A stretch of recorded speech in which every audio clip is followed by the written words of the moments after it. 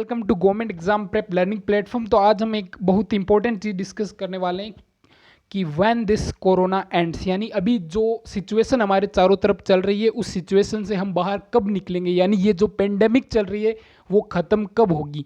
क्योंकि हमारे सब के मन में ये विचार आता है कि जो हमने ज़िंदगी 2020 मार्च 2020 के पहले जीत थी वो क्या हम फिर से जी पाएंगे। तो मैंने इस वीडियो के माध्यम से आपके सामने कुछ चीज़ें प्रस्तुत करना चाहता हूँ, यानी कि कुछ थ्योरीज हैं इपिडेमियोलॉजिस्ट की, और क्या पेंडेमिक के स्टेजेस होते हैं, ये कैसे ख़त्म होती है। तो ये सारी चीज़ें हम इस वीडियो के माध्यम से डिस्कस करने वाले हैं। तो स्टार्ट करें। और ये एज ए रेस्पॉन्सिबल सिटीजन आपको ये पता भी होनी चाहिए, क्योंकि अभी हम जो चारों तरफ की सिचुएशन देख रहे हैं उसके तहत मतलब चारों तरफ फेक न्यूज़ बहुत ज़्यादा चल रही है। तो न्यूज़ चैनल्स भी फैक्चुअल डाटा कम बताते हैं और लोगों को डराने का काम ज़्यादा करते हैं। तो इस सिचुएशन में एज ए रेस्पॉन्सिबल सिटीजन हमें ये सारी चीज़ें पता होनी चाहिए कि कैसे एक पेंडेमिक ख़त्म होती है, ताकि हम अपने आसपास के लोगों को उसके बारे में अवेयर कर सकें। तो स्टार्ट करते हैं। Pandemic and infodemic. तो पेंडेमिक की बात करें किसी भी महामारी की, तो ये स्टार्ट होती है दो टर्म्स के साथ। एक तो पेंडेमिक जो चल रही है कोविड-19 की, और दूसरी तरफ जो एक चीज़ इसके पैरेलली भी चल रही है वो है इन्फोडेमिक। अब इन्फोडेमिक का यहाँ पे क्या मतलब है? इन्फोडेमिक यानी कि फेक न्यूज़ की जो महामारी है वो, क्योंकि पेंडेमिक के साथ साथ फेक न्यूज़ की महामारी भी चलती है। अब ये कैसे कि रोज़ फेक न्यूज़ आती हैं न्यूज़ चैनल्स में, या ज़्यादा से ज़्यादा व्हाट्सएप यूनिवर्सिटी में, यानी कि व्हाट्सएप में मैं व्यंग के तौर पर कह रहा हूँ। तो फेक न्यूज़ कैसे, जैसे कुछ इलाज आते हैं जो अजीब व गरीब तरीके, कुछ आते हैं ये कोरोना ये हैं। तो ये सारी फेक न्यूज़ें पेंडेमिक के साथ आती है, तो वो लोगों को पैनिक करने का काम करती है। तो पहली चीज़ ये होती है कि पेंडेमिक के दौर में पेंडेमिक से तो बचे ही, पर इन्फोडेमिक है यानी ये फेक न्यूज़ों से भी बचे। तो इस वीडियो में हम क्या करेंगे, we will discuss some of the important aspects of a pandemic और an epidemic and about its stages. अब पहले बात करते हैं कि जो सिचुएशन में हम हैं, जो अभी की एक दिन के 3.5 लाख से ज़्यादा केसेज आ रहे हैं, 3000 मोर देन डेथ हो रही है, और ये तो सिर्फ गवर्नमेंट आंकड़े हैं, रियल आंकड़े इससे भी ज़्यादा हो सकते हैं। तो what led to this situation, यानी अभी हम जिस सिचुएशन में हैं यहाँ हम पहुँचे कैसे, यानी कि इस जो भयानक दौर में पहुँचे कैसे हम। तो फर्स्ट जो फॉरमोस्ट थिंग है वो है नेग्लिजियंस, यानी कि मतलब ध्यान नहीं दिया हमने। जो क्या नेग्लिजियंस किसके कारण, मतलब इसकी कोज, मेन कोज क्या है, रूट कोज। तो प्रूफ, कुछ लोग तो ऐसे कहते हैं कि क्या कोरोना है ही नहीं, उसको मानते ही नहीं है, यानी कि प्रूफ दो मैं कोरोना। तो ये एक चीज़ है कुछ लोगों के। तो इसका सेम रीज़न है इग्नोरेंस, यानी कि लोगों को पता नहीं है उसके बारे में, यानी कि जो अवेयरनेस नहीं है। और दूसरी बात है कि कुछ लोगों का कहना है कि वो डींगे हाँक रहे थे, इंडियन इम्यूनिटी इज़ बेस्ट। ये जो पैथोजन है ये किसी को भी देखता नहीं कि आप इंडियन हैं, आप यूरोपियन हैं। तो ये सारी चीज़ें इंडियन इम्यूनिटी, और कुछ लोगों को तो ये भी कहना है या फेक न्यूज़ के हिसाब से कि समर्स इंडिया में बहुत भयानक गर्मी पड़ती है, तो ये वायरस जिंदा भी नहीं रह पाएगा। तो ये सारी चीज़ें हैं। तो इन सारी चीज़ों के चलते कुछ तो बहुत सारे लोग तो कोविड प्रोटोकॉल से, यानी मास्क नहीं लगा रहे, सोशल डिस्टेंसिंग, ये सारी चीज़ें फॉलो ही नहीं करते। तो ये एक बड़ा कारण है इस जो सिचुएशन है अभी इसके बारे में। और सेकंड है जो है कंप्लियंस। अब इसका क्या मतलब होता है कि जैसे ही हमने फर्स्ट वेव आई थी जो कोविड की, उसको हरा दिया, तो इसके बाद क्या हुआ कि हम एक कॉम्प्लिसेंस यानी आत्मसंतुष्टि के स्तर पे आ गए। तो उसका बाद क्या रिजल्ट हुआ कि no attention to preparation for wave two. अब बहुत सारे एपिडेमियोलॉजिस्ट ने कहा था कि वेव सेकंड भारत में खतरनाक आ सकती है क्योंकि इसकी पॉपुलेशन ज़्यादा है, पर जो पॉलिटिकल लीडर्स हैं, यहाँ तक कि लोगों ने भी इस पे ध्यान नहीं दिया। तो started event like election start करा दिए गए, मैरिजेस, वर्शिप प्लेस और पब्लिक प्लेसेस सारों को खोल दिया गया। तो ये जो सिचुएशन कंट्रोल में हुई थी वो वापस इन सारी चीज़ों से बिगड़ गई। तो ये जो चीज़ें, ये अभी जो चीज़ें हुई थी, तो इसने हमें इस सिचुएशन में ला डाला। अब आगे बात करते हैं कि तो हाउ इट विल एंड। तो ये सारी चीज़ें तो हो गई, इसके बारे में तो हम कुछ बात कर नहीं सकते। अब हाउ इट विल एंड, तो सबसे पहले स्टार्ट करते हैं stages of a pandemic. So pandemic के बेसिकली 3 स्टेजेस होते हैं। फर्स्ट वाला होता है आउटब्रेक। अब आउटब्रेक जैसे कोई भी नया पैथोजन, अब पहले पेंडेमिक यानी कि जो कोई भी महामारी है उसके बारे में बात करें तो इसकी कंडीशंस होती है, वो है 3 है। एक तो इसके लिए नोवल पैथोजन, यानी कि जो वायरस फैलाने, यानी कि ये जो बीमारी फैलाने वाला कोई वायरस या बैक्टीरिया या कुछ भी होना चाहिए वो नोवल पैथोजन होना चाहिए, यानी कि इसकी पहले खोज नहीं की। दूसरी बात, ये कंटेगुअस होना चाहिए, यानी कि ये जो लोगों को मारने वाला यानी नुकसान पहुंचाने वाला होना चाहिए।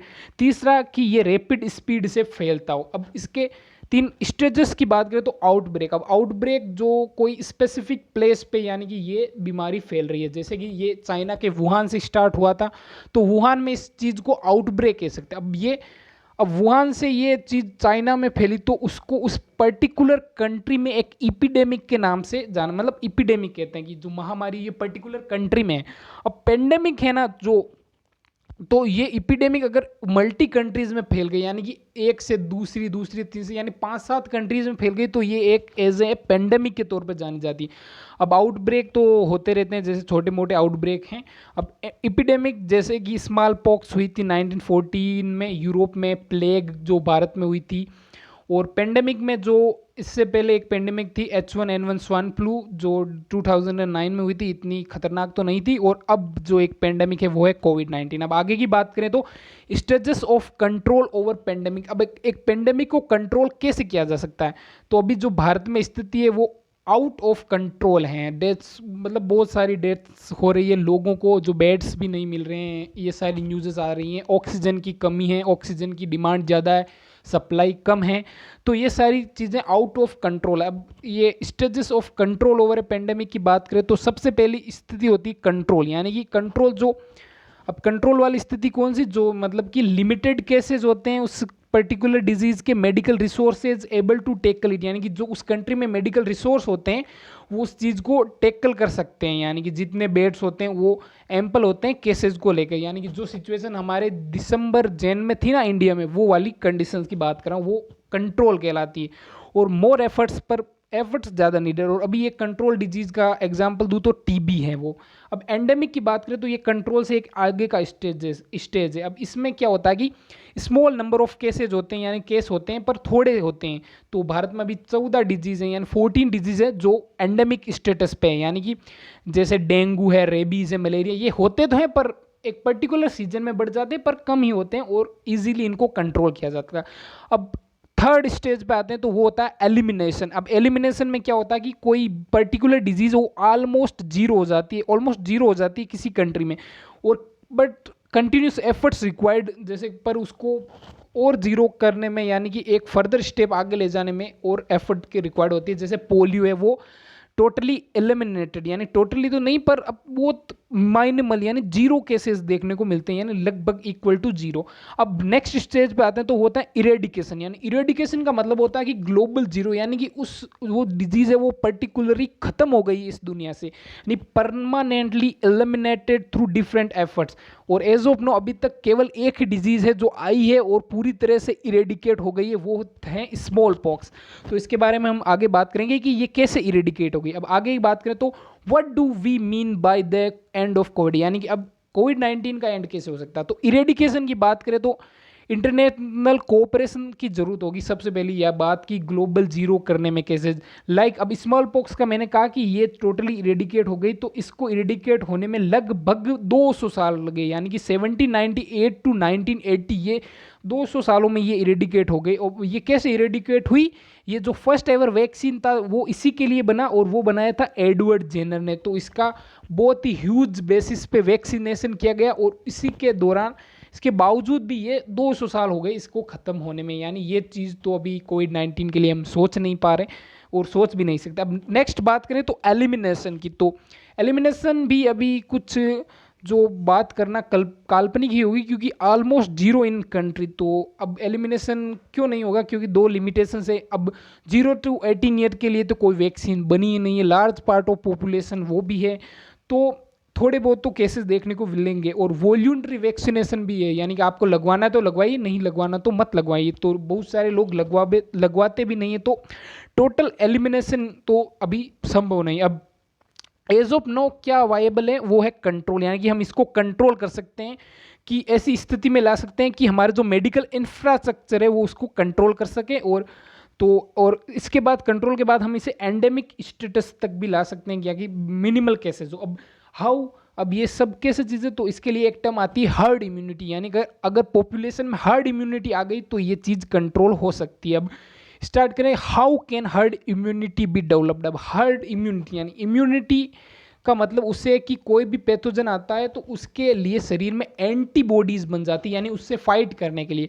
अब एंटीबॉडीज दो तरह से बनती है, एक तो इन्फेक्शन यानी कि कोई व्यक्ति पर्टिकुलर डिजीज से इन्फेक्ट होकर ठीक हो जाए तो उसमें जो एंटीबॉडीज बनेगी वो नेचुरल एंटीबॉडीज बनेगी। और ये सब कैसे संभव होगा, रेस थ्रू, यानी कि हम पॉपुलेशन को छोड़ दें इन्फेक्ट होने के लिए, जितने सही हो जाएंगे उनमें एंटीबॉडीज बन जाएगी और हर्ड इम्यूनिटी आ जाएगी। अब ये चीज़ एज ए डेमोक्रेटिक नेशन यहाँ पे हो नहीं सकती क्योंकि लोगों को मरने के लिए तो नहीं छोड़ दिया जा सकता। तो एक दूसरी चीज़ जो आती है वो होती है इंजेक्शन, यानी कि इंजेक्शन यहाँ पे मतलब है वैक्सीनेशन। अब ये इंजेक्शन से भी हो सकता है, जैसे पोलियो में इंजेक्शन के अलावा भी वैक्सीनेशन बूस्टर खुराक के द्वारा दिया जाता है। तो इंजेक्शन का अर्थ है वैक्सीनेशन। अब वैक्सीनेशन को कहते हैं हम अटेम्प्टेड एंटीबॉडीज, यानी कि जो नेचुरल एंटीबॉडीज तो नहीं होती पर अटेम्प्टेड यानी शरीर के अंदर डाली जाती है। तो वैक्सीनेशन के बारे में हम दूसरी वीडियो में बात करेंगे कि वैक्सीन काम कैसे करता है, पर इस वीडियो में हम यही चीज़ देख सकते हैं कि अटेम्प्टेड एंटीबॉडीज़ जो बनाई जाती है वो वैक्सीन के थ्रू बनाई जाती है। कैसे कि जो वायरस होता है वो डेड वायरस शरीर के अंदर डाल दिया जाता है, तो वो शरीर का जो इम्यून सिस्टम है वो उस पर अटैक करके एंटीबॉडीज पहले से ही बना देता है, तो बाद में जो इन्फेक्शन होता है उससे बॉडी बच जाती है।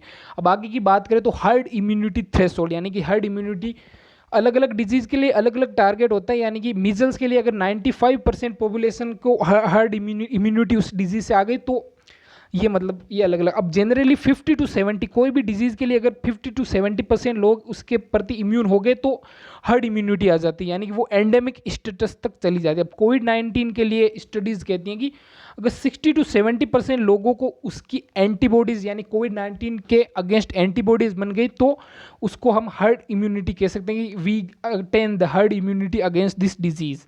अब आगे बात करें तो possibilities of herd immunity in other countries. अब इसराइल की बात करें तो उसने 100% वैक्सीनेशन लगभग पूरा हो चुका है, तो इसमें तो लगभग पूरी पॉपुलेशन को इम्यूनिटी और एंटीबॉडीज़ आ गई, तो वो लगभग हर्ड इम्यूनिटी इस देश में आ गई है। अब यूरोपीय यूनियन की बात करें तो अगस्त तक इन्होंने टारगेट सेट किया कि अगस्त तक हम वैक्सीनेट कर देंगे और हर्ड इम्यूनिटी को अटेन कर लेंगे। अब यूएसए का कहना है कि we will attain herd immunity target till 4 July, यानी कि उनके इंडिपेंडेंस दिन यानी उनके इंडिपेंडेंस डे तक वो हर्ड।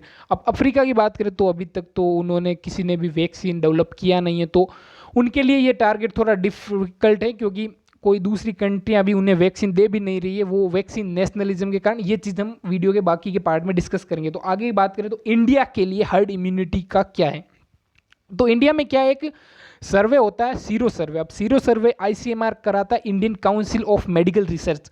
अब सीरो सर्वे जो होता है ये एंटीबॉडी यानी लोगों की इम्यूनिटी यानी कितने लोग किस पर्टिकुलर डिजीज़ के प्रति इम्यून है उसको देखता है। अब इसके लिए 3 नेशनल सर्वे हुए हैं अभी तक। जो फर्स्ट हुआ था उसमें 0.73 जून 2020 में हुआ था, तो उसके अनुसार 0.73 लोग ही उस कोविड-19 के प्रति इम्यून थे उस टाइम। अब सेकंड बात करें जो अगस्त सितंबर 20 में हुआ था, उस टाइम ये कंक्लूजन निकला कि only 6.6% Indians are immune against this disease. अब थर्ड जो सीरो सर्वे हुआ था वो दिसंबर 21 में हुआ था, उसमें कहा गया कि 21.4% Indians are immune against the कोविड-19। अब इसकी लिमिटेशन भी है, ये सर्वे तो सही डाटा दर्शाता पर इसकी लिमिटेशन भी क्या है कि बिग पॉपुलेशन है इंडिया की और ये डाटा जो कलेक्ट किया वो लिमिटेड पॉपुलेशन में से किया गया है, यानी कि कुछ लाख लोगों में से। तो करोड़ों की पॉपुलेशन में कुछ लाख लोगों का डाटा सही जानकारी तो नहीं दे सकता, तो ये हम कह सकते हैं कि रिजल्ट्स आर नॉट इफेक्टिव, पर मान तो सकते हैं हम। अब India herd immunity through vaccination. अब इंडिया की बात करें तो सबसे पहले डेमोग्राफी की बात करें, पॉपुलेशन की बात करें तो 0 to 18 ईयर्स की जो पॉपुलेशन है वो 33% है, वो 45 करेंट। तो इसका वैक्सीनेशन तो वैक्सीन डेवलप हुआ नहीं, तो इसको तो हम साइड में रख देते हैं। अब बाकी की बात करें जो ये चीज़ें हैं ये इनको हम वैक्सीनेट कर सकते हैं। अब इसमें से 18 to 45 ईयर्स का है जो 42% पॉपुलेशन है और अराउंड 58 करोड़, तो ये बहुत ही बड़ा शेयर है। और 45 to 60 है वो 15% पॉपुलेशन है, लगभग 20 करोड़, और 60 प्लस है वो 10% पॉपुलेशन, लगभग 14 करोड़। यानी 18 प्लस जो लोग हैं वो टोटल 67% पॉपुलेशन है हमारी कंट्री की, और ये टोटल हो जाते हैं 93 करोड़। यानी कि 93 into 2 यानी कि हमें कितनी डोज की जरूरत है, 186 करोड़ डोजेज नीडेड। अब वेस्टेज भी होता है थोड़ा वैक्सीन में, तो वेस्टेज को मान लें 6.5% वेस्टेज हैं, तो लगभग 200 करोड़ डोज हमें ज़रूरत है पूरी पॉपुलेशन यानी 67% पॉपुलेशन को इम्यून करने के लिए और हर्ड इम्यूनिटी को अटेन करने के लिए। अब आगे की बात करें तो सो फार हमने क्या कुछ किया अभी तक वैक्सीनेशन में, तो एक डोज है जो 12.75% लोगों को दी गई है यानी कि पॉपुलेशन की। अब सेकेंड डोज है यानी 2 dose, only 2.5% of population are administered with the second dose in our country. अब बात करें मीन्स अभी तक कुल 16 करोड़ डोजेज ही दी गई हैं इसका मतलब क्या होता है कि हमें अभी स्टिल वी नीड 184 डोजेज। और हमारी कैपेसिटी की बात करें तो जो वैक्सीन डेवलपमेंट जो कंपनियां हैं वैक्सीन डेवलपर, तो वो कह रहे हैं कि हमारी कैपेसिटी, हमारी पूरी कंट्री की कैपेसिटी 100 to 130 पर ईयर, यानी हमें एक साल में अगर पूरी कंट्री को इम्यून करना तो हमें 184 चाहिए और हमारी कैपेसिटी तो 100 और 130 के बीच में, तो थोड़े बहुत इंपोर्ट भी करने होंगे ताकि ये जो रिक्वायरमेंट है वो फुलफिल की जा सके। अब आगे की बात करें तो जो प्रोबेबल टारगेट भी सेट किए गए हैं गवर्नमेंट के द्वारा, जो SBI ग्रुप स्टडी हैं जो उसके द्वारा, तो उसने कहा कि अक्टूबर तक इंडिया में 15% लोगों को 2 डोजेज दे दी जाएगी और 63% को 1 डोज दे दी जाएगी, यानी कि ये जो कंट्रोल में आ जाएगी और इसको एंडेमिक स्टेटस में लाने में मदद करेगा क्योंकि 63% लोग उसके प्रति इम्यून हो जाएंगे। अब अगस्त सितंबर तक बात करें तो कंट्रोल हो जाएगा सेकेंड वेव पर, और मिड 2020 यानी अगले साल के मध्य तक कंप्लीटली एंडेमिक स्टेटस पर आ जाएगी या एलिमिनेट भी हो जाएगी ये कंट्री। ये सारी चीज़ें कब होगी? जब वैक्सीनेशन सही तरीके से होगा, ये एक आइडियल कंडीशन है। अब आगे की बात करें तो challenges on the path of herd immunity. अब हर्ड इम्यूनिटी के भी चैलेंज है। अब देखो पहला चैलेंज है टाइम लिमिट ऑफ इम्यूनिटी। अब हर एंटीबॉडीज़ की उम्र होती है यानी कि टाइम लिमिट होती है। अब नेचुरल एंटीबॉडीज़ बन जाते हैं तो उसकी उम्र होती है 6 से 8 महीने, यानी 6 से 8 महीने के बाद ये एंटीबॉडीज़ खत्म हो जाते हैं। और वैक्सीन जो मतलब अटेम्प्टेड एंटीबॉडीज़ है उनकी उम्र तो उनसे भी कम होती है 3 से 6 महीने, यानी कि जो वैक्सीनेशन है वो एक बार तो हो जाएगा पर बार बार आपको वैक्सीन लेनी होगी। ये अभी तक के वैक्सीन तो यानी कि ये लाइफ लॉन्ग इम्यूनिटी नहीं दे रहे हैं अभी के वैक्सीन। अब दूसरा जो चैलेंज है हर्ड इम्यूनिटी के सामने तो है न्यू वेरिएंट्स। अब हम बात देख रहे हैं कि बहुत सारे जो वायरस अपने में म्यूटेशन कर रहा है तो उससे मतलब कि उसके जो प्रॉपर्टीज़ हैं वो चेंज हो जा रही है, तो इम्यून सिस्टम में जो एंटीबॉडीज़ हैं वो पर्टिकुलर पहले के वायरस के लिए बन रही है, तो ये इसके लिए काम नहीं आ रही जो म्यूटेंट वर्जन है। जैसे हम बहुत सारे UK वर्जन है, US strain, African, Indian double mutant जिसे महाराष्ट्र में फैल रहा है, तो ये अगर न्यू वेरिएंट्स अगर कोई आते हैं तो ये एक प्रॉब्लम हो जाएगी क्योंकि वैक्सीन तो इस वेरिएंट के लिए बने। तो अब आगे की बात करें तो अभी ग्लोबल कोऑपरेशन भी लेस हैं, सभी कंट्रीज अपनी पॉपुलेशन को वैक्सीनेट करने में लगी हुई, तो वैक्सीन नेशनलिज्म, तो जो पेंडेमिक को एंडेमिक के स्टेटस पर लाने के लिए ग्लोबल कोऑपरेशन की ज़रूरत है। तो अगर ग्लोबलाइजेशन का ये अभी दौर है तो अगर कोई भी कंट्री में रह जाएगा तो एक भी कैसे जा सकता है, ये हम टोटली क्लोज नहीं कर सकते बॉर्डर्स को, और डिप्लोमेसी भी है, तो ये सारी चीज़ें हैं कि ग्लोबल कोऑपरेशन इतना नहीं है। अब वैक्सीन हेजिटेंसी भी है लोगों में, अफवाहें फैल रही हैं कि वैक्सीन लगाने से ये होता है ये होता है, रिलीजियस बिलीफ भी है कि वैक्सीन नहीं लेना चाहिए, बहुत सारे ओवर कॉन्फिडेंस भी है लोगों में कि मेरी इम्यूनिटी तो बहुत पावरफुल है, मुझे क्या वैक्सीन से होने वाला है, तो ये सारी चीज़ें तो ये। और एक चीज़ होती है कंप्लेसेंसी, मतलब लोगों में वैक्सीन लगाने के बाद भी अगर कंप्लेसेंस हो जाए, सोशल डिस्टेंसिंग को भूल जाएं, मास्क को भूल जाएं, तो ये सारे चैलेंज है हर्ड इम्यूनिटी के पाथ में, इनसे हमें लड़ना होगा अगर हमें हर्ड इम्यूनिटी अटेन करनी है और इस पर्टिकुलर डिजीज से लड़ना। तो what should be the government policy? अब गवर्नमेंट क्या कर सकती है? तो रिसर्च न्यू वेरिएंट की रिसर्च कर सकती है, जीनोम सीक्वेंसिंग से ये रिसर्च होती है। अब टारगेट क्या था गवर्नमेंट का? अर्लियर ईयर में 5% था पर ओनली 1% तक मतलब जीनोम सीक्वेंसिंग रिसर्च हुई। और न्यू वैक्सीन के लिए भी रिसर्च कर सकती है जो इफेक्टिव हो अभी के ज़्यादा। दूसरी चीज़ क्या कर सकती है गवर्नमेंट, वो है क्विक वैक्सीनेशन, यानी कि ज़्यादा से ज़्यादा लोगों को क्विक से क्विक वैक्सीन प्रोवाइड करें। अब अगला क्या कर सकते हैं गवर्नमेंट की सुपर स्प्रेडर इवेंट्स के अगले 1-1.5 साल तक बंद करें, यानी कि अंटिल वैक्सीनेशन, जब तक हर्ड इम्यूनिटी अटेन नहीं हो जाती। अब अगला जो क्या कर सकती है गवर्नमेंट, तो लीगल कॉन्स्टिट्यूशनल रिफॉर्म। इससे क्या है कि अभी जो गवर्नमेंट के पास टोटली लीगल फ्रेमवर्क नहीं है किसी भी पेंडेमिक या एपिडेमिक से लड़ने के लिए। जैसे अभी भी हम एक पुराना लॉ यूज़ कर रहे हैं जो ब्रिटिश एरा लॉ है, वो 1897 का एपिडेमिक डिजीजेस एक्ट। तो ये सारी चीज़ें अगर हम एक इफेक्टिव लॉ भी बना लें कि पेंडेमिक्स के लड़ने के लिए, तो ये भी एक ज़रूरी चीज़ है।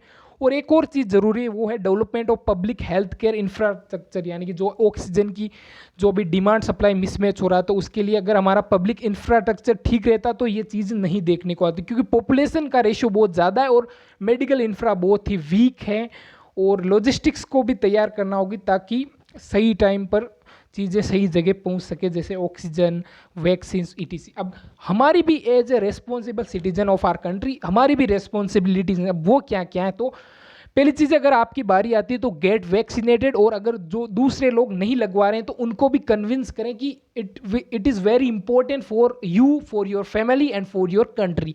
और अगली बात करें तो र्यूमर्स, जो मैं बात कर रहा था, सोशल मीडिया के माध्यम से जो र्यूमर्स हैं, अफवाहें फैल रही हैं, फेक न्यूज़ हैं, इन्फोडेमिक हैं, तो इसको आप खंडन करें, इसको रिफ्यूट करें कि लोगों को सही चीज़ें ज़्यादा बताएं। अगर आपके पास भी कोई र्यूमर आती है तो जो भेजता है उसको भी उसके बारे में बताएं और उसको आगे फॉरवर्ड ना करें।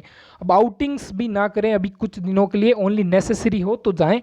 अधीर टू कोविड प्रोटोकॉल्स, मास्क पहने, सोशल डिस्टेंसिंग फॉलो करें, और ये सारी चीज़ें फॉलो करें। अब हेल्प वुड नीड, आप जो ज़रूरतमंद हैं उनको हेल्प भी कर सकते हैं। और सबसे important cheese, last but not the least, वो है create positive environment around you, यानी कि हमारे चारों तरफ जो एनवायरनमेंट है वो पूरे दिन वो केसेज की संख्या ना देखें, वो थोड़ा एक पॉजिटिव एटीट्यूड रखें लाइफ के प्रति और पॉजिटिव एनवायरनमेंट बनाएं अपने चारों ओर। अब ये कैसे हो सकता है, जब आप जैसे लोग पूरे दिन न्यूज़ चैनल देखते हैं, कोविड कोविड कोविड, पूरे दिन फ़ोन में भी ये सारी चीज़ें देखते हैं, तो ये सारी चीज़ें अगर आप छोड़ के कुछ दूसरी चीज़ें, अपनी हॉबीज़ हैं, अपनी स्टडीज़ हैं, स्टडीज़ में ध्यान दें, कुछ टाइम फैमिली के साथ बिताएं, कुछ गेम्स भी खेलें, तो ये सारी चीज़ें आपको मतलब पॉजिटिव एनवायरनमेंट प्रोवाइड करें, तो ये सारी चीज़ भी हो सकती है। अब समरी है इस वीडियो की, तो हाउ मतलब ये कब तक एंड होगा, तो नॉर्मल बाय अगस्त। अब अगर सब कुछ सही रहा और वैक्सीनेशन हुआ तो ये अगस्त तक नॉर्मल हो जाएगा, अक्टूबर नवंबर तक ये कंट्रोल की स्थिति में आ जाएगा, यानी कि हमारा मेडिकल इंफ्रास्ट्रक्चर इसको कंट्रोल